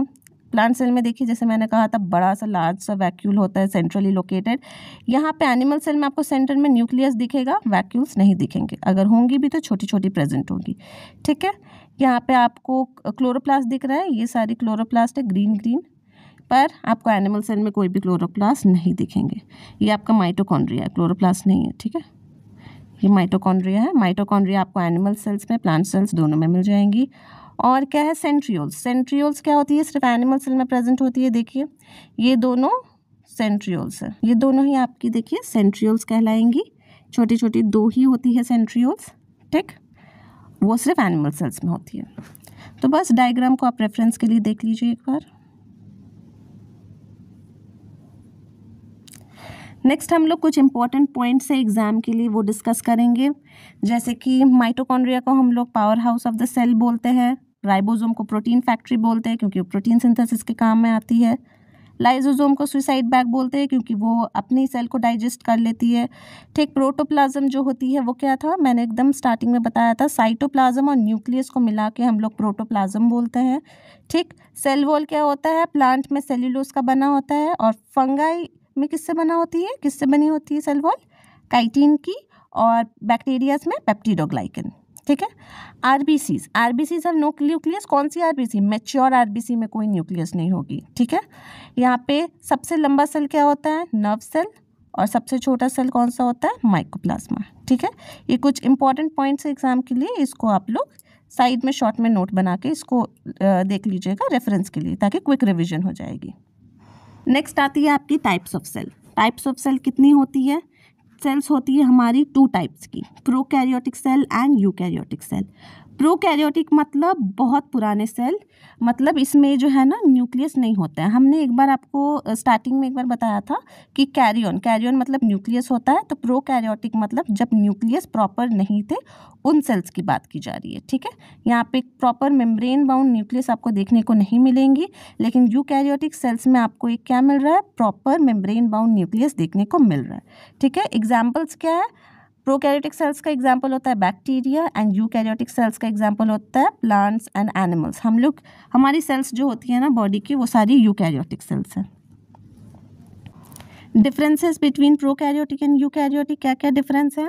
न्यूक्लियस प्रोकैरियोट में एब्सेंट होती है, प्रॉपर न्यूक्लियस नहीं होती है, यूकैरियोट्स में ये प्रेजेंट होंगी, प्रोकैरियोट्स में एब्सेंट। साइज जो होता है प्रोकैरियोटिक सेल का काफ़ी छोटा होता है, 1 to 10 माइक्रोमीटर होता है, एकदम छोटी छोटी होती है। और यूकैरियोटिक सेल्स जो होती है ना वो थोड़ी सी बड़ी होगी as compare to prokaryotic. Organelles क्या होती है प्रोकैरियोटिक सेल्स में? मैंने एक बार आपको स्टार्टिंग में जब हम लोग सेल ऑर्गेनल्स पढ़ रहे थे तब बताया था कि प्रोकैरियोटिक सेल्स जो होती है ना उसमें कोई भी मेम्ब्रेन बाउंड ऑर्गेनल नहीं होती है। यहाँ में जो भी ऑर्गेनल्स मिलेंगे इसमें मेम्ब्रेन्स नहीं होंगी। हेंस कौन सी ऑर्गेनल्स प्रोकैरियोटिक सेल में नहीं हो सकती है? एंडोप्लाज्मिक रेटिकुलम नहीं हो सकती, ठीक है, हमारी गोल्जी एपरेटस नहीं हो सकती, ठीक है, हमारी और कौन सी ऑर्गेनल्स नहीं होंगी? माइटोकॉन्ड्रिया नहीं हो सकती। लेकिन राइबोसोम्स क्या होती है? प्रेजेंट होती है दोनों में, प्रोकैरियोटिक और यूकैरियोटिक, ठीक। तो प्रोकैरियोटिक सेल्स में क्या है? कोई भी मेम्ब्रेन बाउंड ऑर्गेनल्स नहीं है, और यूकैरियोटिक सेल्स में मेम्ब्रेन बाउंड ऑर्गेनल्स होती है। एग्जाम्पल्स क्या है? बैक्टीरिया और इधर ह्यूमन, फंगाई, प्लांट्स, ठीक है। नेक्स्ट हम लोग पढ़ेंगे सेल डिवीजन। सेल कैसे डिवाइड करती है? सेल डिवीजन क्या होता है? It is the process by which एक पेरेंट सेल जो होता है ना वो डिवाइड करके बना रही है 2 और मोर डॉटर सेल। एक पेरेंट सेल जो है वो डिवाइड करती है और बनाती है 2 और मोर डॉटर सेल। अब what is the significance of cell division? Why is cell division so important? Because every cell needs to divide either for reproduction or for repairing, ठीक है। क्योंकि अगर कोई भी ऑर्गेनिज्म है, कोई भी ऑर्गेनिज्म को to exist on this earth it needs to divide, वो डिवाइड करेंगी तो ही वो अर्थ में एग्जिस्ट कर सकती है। It will continue to exist on earth if it reproduces or divides, otherwise it will go extinct, okay।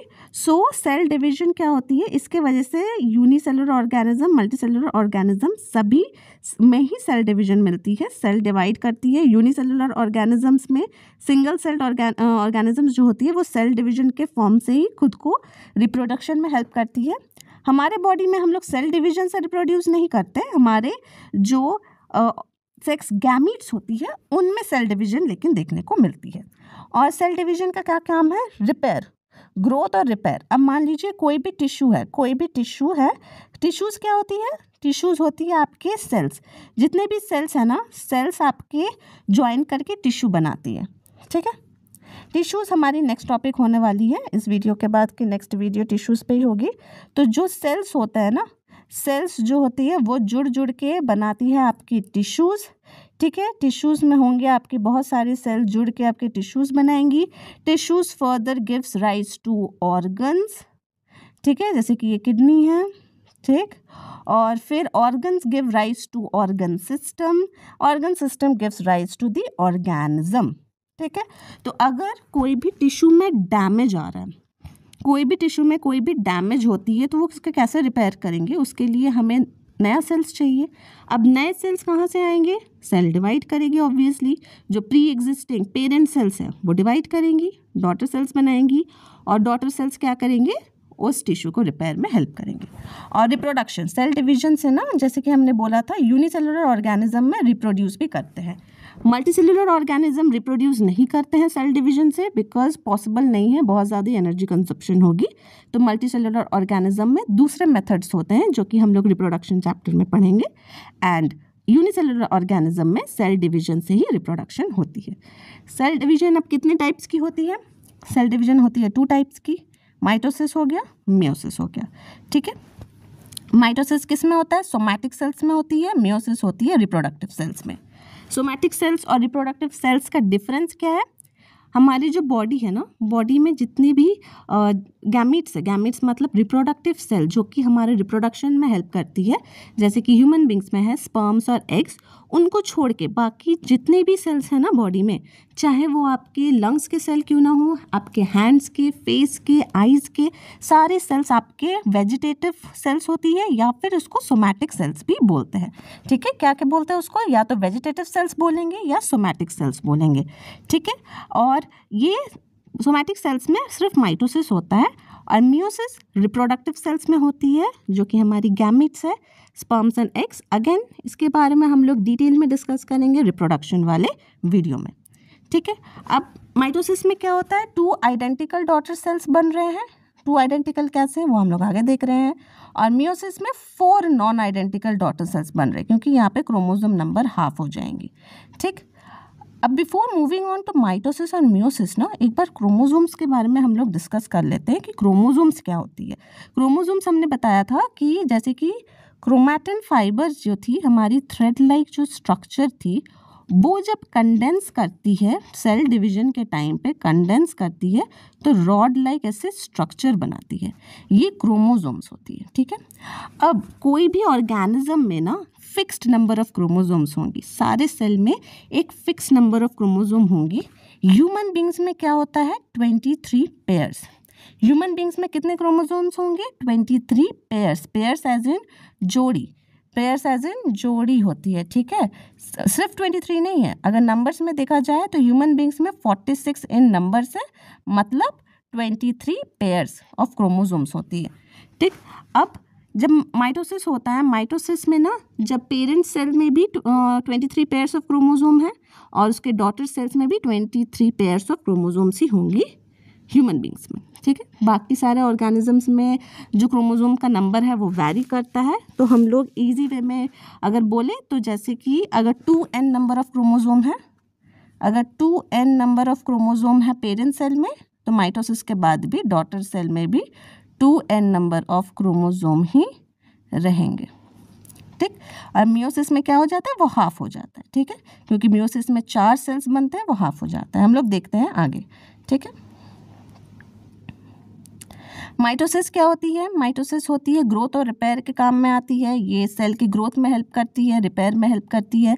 Somatic cells में होती है, जो कि हमने बताया था। वेजिटेटिव सेल्स में क्रोमोसोम का नंबर सेम रहता है। क्यों, क्योंकि पेरेंट सेल जो है, पेरेंट सेल और डॉटर सेल का जो भी नंबर ऑफ क्रोमोसोम्स है, जैसे अगर इसमें 2n नंबर ऑफ क्रोमोसोम्स है, ठीक है, 2n नंबर ऑफ क्रोमोसोम्स है, तो इनमें भी 2n नंबर ऑफ क्रोमोसोम्स ही होंगे। 2n मतलब डबल। अगर ह्यूमन बींग्स में देखा जाए तो अगर ह्यूमन बींग्स में ये 23 है पेयर्स में, और तो इसमें डॉटर सेल्स जो होंगी उनमें भी वो 23 पेयर्स में ही रहेंगे। ठीक, अब माइटोसिस का जो है ना स्टेप्स क्या होता है, ये 5 स्टेप्स में डिवाइडेड है। कौन से स्टेप्स है ये, prophase, metaphase, anaphase, telophase, cytokinesis. इसको हम लोग ब्रीफली समझ ले रहे हैं, क्योंकि ये हम लोग डिटेल्स में सेल डिवीजन वाली एक हम लोग वीडियो करेंगे, उसमें हम लोग डिटेल्स में पढ़ेंगे क्या होती है। अभी ब्रीफली मैं बता दे रही हूँ। प्रोफेज में क्या होता है, क्रोमोसोम्स जैसे कि हमने बताया था, क्रोमैटिन फाइबर कंडेंस करती है और रॉड लाइक स्ट्रक्चर बनाती है। ठीक है, क्रोमैटिन फाइबर कंडेंस करके रॉड लाइक स्ट्रक्चर बना रही है और स्पिंडल फॉर्मेशन करती है। स्पिंडल कौन फॉर्म करता है, हमारे सेंट्रियोल्स। ठीक है, तो chromosome rod like shaped chromosome बन रहे हैं और जो सेंट्रियोल्स है सेल के ऑपोजिट में, वो ऐसे ऐसे स्पिंडल फॉर्म करेंगे। ठीक है, बस यही होता है प्रोफेज में। मेटाफेज में क्या होता है, जितने भी क्रोमोसोम्स जो हमारे कंडेंस हुए हैं ना, वो सेल के सेंटर में अलाइन करता है। जैसे ये सेल है, सेल के ये सेंट्रल लोकेशन, इधर एक सेंट्रियोल है, इधर एक सेंट्रियोल है, यहाँ पे ये बीच वाले एरिया में है ना, सारे क्रोमोसोम्स अलाइन कर जाते हैं। एनाफेज में क्या होता है ना, ये जो क्रोमोसोम है ये बीच से स्प्लिट होता है, ये हिस्सा और ये हिस्सा, मतलब वी शेप्ड में 2 स्प्लिट हो जाते हैं और दोनों ही क्या करते हैं ना, सेपरेट होते हैं एनाफेज में। टीलोफेज में क्या होती है, टीलोफेज के टाइम पे ना ये दोनों ही क्रोमोसोम्स है ना, एनाफेज में सेपरेट होकर दोनों पोल्स में पहुंच जाते हैं। दोनों ही क्या करती है, दोनों पोल्स में पहुंच जाते हैं और फिर टीलोफेज में दोनों एंड में, जैसे ये सेल है, क्रोमोसोम्स क्या किए, ऐसे सेपरेट हुए थे, दोनों तरफ ही अटैच होके गए। स्पिंडल फाइबर उनको ऐसे अटैच करके लेके जाते हैं दोनों तरफ। ठीक है, और फिर एंड में क्या होता है ना, एंड में हो जाता है आपका यहाँ पे न्यूक्लियर मेम्ब्रेन, यहाँ पे 2 न्यूक्लियर मेम्ब्रेन बनते हैं। फिर साइटोकिनेसिस में क्या होता है, साइटोकिनेसिस में 2 ये सेल यहाँ से सेपरेट होके क्या करते हैं, 2 डॉटर सेल बना देते हैं। ठीक है, क्या बनाते हैं, 2 डॉटर सेल बनाते हैं। बस यही है माइटोसिस, और कुछ नहीं है। फिर हम लोग नेक्स्ट आते हैं आपके मियोसिस में। मियोसिस क्या होती है, मियोसिस होती है आपकी रिप्रोडक्टिव सेल्स में होती है। इसमें ये भी एक सेल डिवीजन का फॉर्म है, लेकिन इसमें क्या हो रही है ना, इसमें जो क्रोमोसोम्स है उसका नंबर हाफ होता है। ये सिर्फ जो गैमेट्स होती है, सेक्स सेल्स होती है, उसी में सिर्फ मियोसिस होती है और किसी भी सेल में नहीं होंगी। अगर क्वेश्चन आए मियोसिस किस सेल्स में होती है, वो सिर्फ रिप्रोडक्टिव ऑर्गन्स में होंगी। जो हमारे रिप्रोडक्टिव सेल्स होते हैं, सेक्स गैमेट्स होती हैं, सिर्फ उनमें ही मियोसिस होंगी, बाकी किसी भी सेल में मियोसिस नहीं होंगी। इसमें क्या होता है, क्रोमोसोम का नंबर हाफ हो जाता है। फॉर एग्जाम्पल ह्यूमन बींग्स में क्या है, 23 पेयर्स ऑफ क्रोमोसोम्स है। ह्यूमन बींग्स में क्या है, 23 पेयर्स ऑफ क्रोमोसोम है। मतलब ये नंबर्स में कितना बताया था मैंने, 46। अगर पेरेंट सेल में 46 है क्रोमोसोम्स, तब डिवाइड होने के बाद जो 4 सेल्स बनती है, इसमें 4 सेल्स बनेगी, चारों में 23 क्रोमोसोम्स ही होंगे। क्या होंगी, 23 क्रोमोसोम्स ईच होंगे, 4 सेल्स में डिवाइड होंगी। ठीक है, अब आगे हम लोग देख लेते हैं मियोसिस जो होती है, मियोसिस के वजह से इसमें क्रोमोसोम का नंबर हाफ क्यों हो जाता है ना, क्योंकि आप लोग एक एग्जांपल में बता रही हूँ, अगर जब रिप्रोडक्शन होता है तब क्या होता है, मेल गैमीट और फीमेल गैमीट, एक स्पर्म और एक एग जो फ्यूज़ करता है। तो अगर मान लीजिए स्पर्म में भी अगर क्रोमोसोम नंबर हाफ नहीं होंगे तो स्पर्म में भी 46 क्रोमोसोम होंगी। जो मदर के जो सेल है एग्स में, मदर के रिप्रोडक्टिव सेल में भी 46 होंगी। ये ज्वाइन करके कितना बना देगी, ये ज्वाइन करके आपकी जो है ना सेल्स में डबल हो जाएंगी क्रोमोसोम्स, जिसके वजह से ना म्यूटेशन हो सकती है। वो ऑर्गेनिज्म फॉर्म ही नहीं करेगा, ह्यूमन बींग्स का जो जाइगोट है वो फॉर्म ही नहीं करेगा। इसीलिए मियोसिस में क्या करते हैं ना, इसका जो नंबर है ये हाफ कर दिया जाता है। मियोसिस में क्या होता है, जब यहाँ पे मान लीजिए एक सेक्स सेल 23 है, दूसरी मदर की सेल में भी 23 है, जोड़ के कितनी बनेगी, 46 क्रोमोसोम आएगी एक ऑफस्प्रिंग में। और ह्यूमन बींग्स में हर सेल में कितनी क्रोमोसोम होती है, 46 ही होती है। तो क्या होता है, कोई भी हमारी जो है ना बॉडी में दिक्कत नहीं आती है, कोई भी म्यूटेशन नहीं होती है, कोई भी जेनेटिक डिजीज़ नहीं होती है।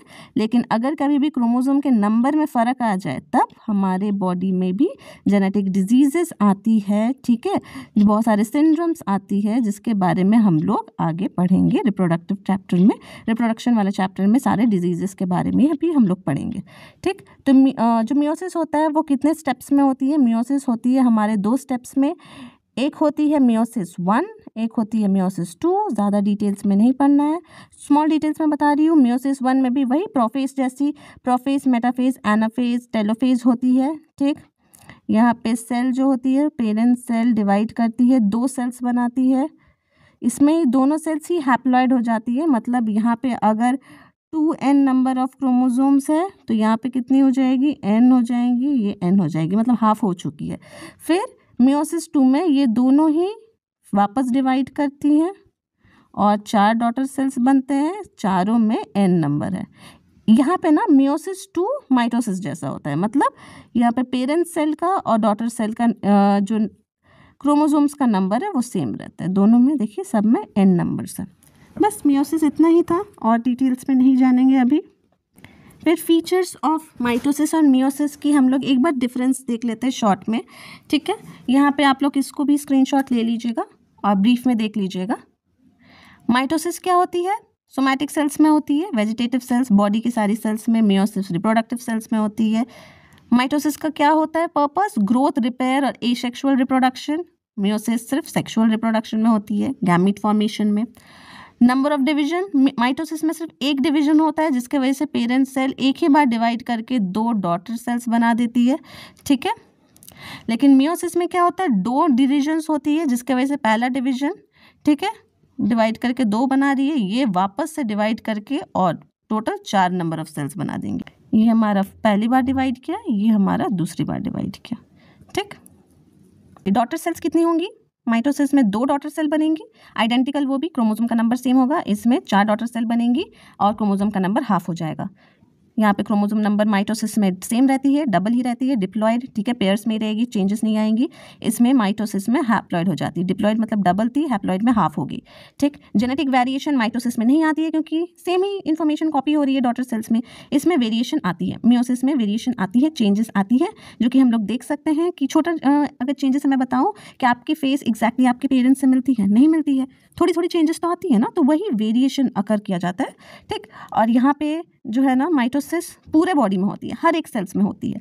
मियोसिस सिर्फ रिप्रोडक्टिव ऑर्गन्स में ही होंगी, ठीक है। क्रॉसिंग ओवर मतलब जो क्रोमोसोम्स के कैरेक्टर्स है वो क्रॉस करना माइटोसिस में नहीं होती है, ठीक है, मियोसिस में होती है। फिर हम लोग पेयरिंग ऑफ क्रोमोसोम्स देखते हैं। पेयरिंग ऑफ क्रोमोसोम्स माइटोसिस में हमें देखने को नहीं मिलती है। क्रोमोसोम्स पेयर करके जेनेटिक इन्फॉर्मेशन एक दूसरे को ना एक्सचेंज नहीं करती है।